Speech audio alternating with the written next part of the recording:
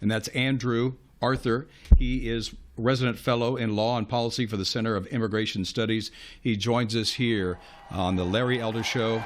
Art, thank you so much for joining us. Jeff, thanks so much for having me today.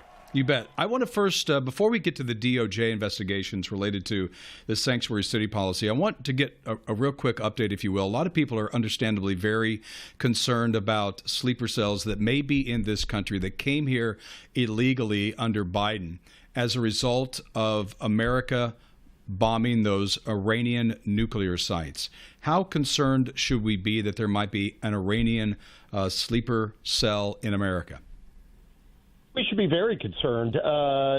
Shortly after the success of Operation Midnight Hammer, our attack on the 3 nuclear sites in Iran, CBP Commissioner Rodney Scott, a man who was former Border Patrol chief, knows a lot about the national security, put out a notification to local law enforcement. They need to be concerned about the possibility that Iranian operatives who have been, lying in wait in the United States, we're going to use the attack as an opportunity to carry out terrorist events on U.S. soil to harm Americans and our institutions. And I think that that's a very salient concern in light of what the Biden administration did.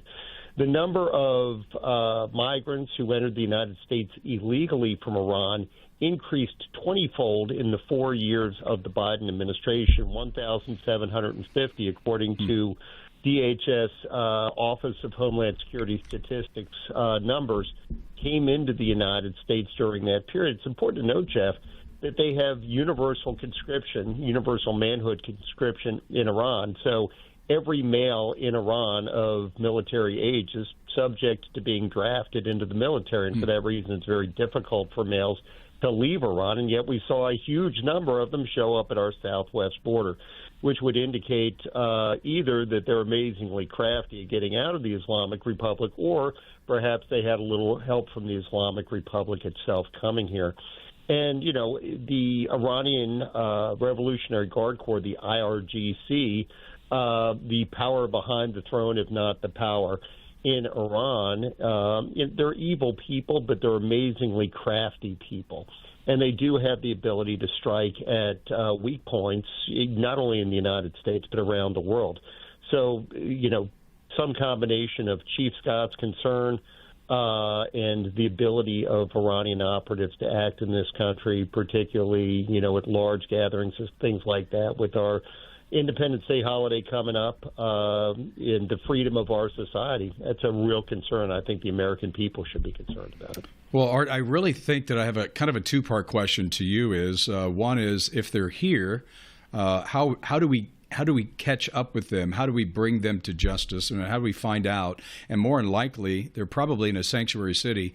And how much does that curtail an investigation by the feds to round up what might be an Iranian sleeper cell that wants to do harm to this country? How much is that going to get in the way? And I would assume that you would agree that they probably would end up in sanctuary cities?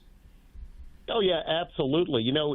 If you look at Los Angeles, there's a large Iranian population there, and that Iranian population, by and large, almost absolutely is very patriotic, very pro-American. They lived under the Islamic Republic, many of those people, and they're grateful for the freedoms they have here. But the ability of operative agents to insinuate themselves into that community is significant. Again, the IRGC knows what to say and knows what to do to pass themselves off. So, when you're talking about Los Angeles, where Karen Bass is, in a rhetorical war with Tom Home and the border czar, and where Gavin Newsom, the governor, has never seen any immigration enforcement that he likes, it's a particular problem. One of the things that we learned, I was on Capitol Hill, it was the Oversight Council for Immigration on September 11th, and, helped to craft much of the legislation, many of the policies that helped to secure the United States in the wake of those attacks, is that communication between state, local, and federal officials is absolutely key to keeping the American people safe in our communities, particularly when notices are sent out, when they receive information from, local cops about things that they see that look and I'm going to use a law enforcement term here, Jeff. I apologize. That's okay. Hinky. Yeah, anything that looks hinky. Yeah, I know what that is.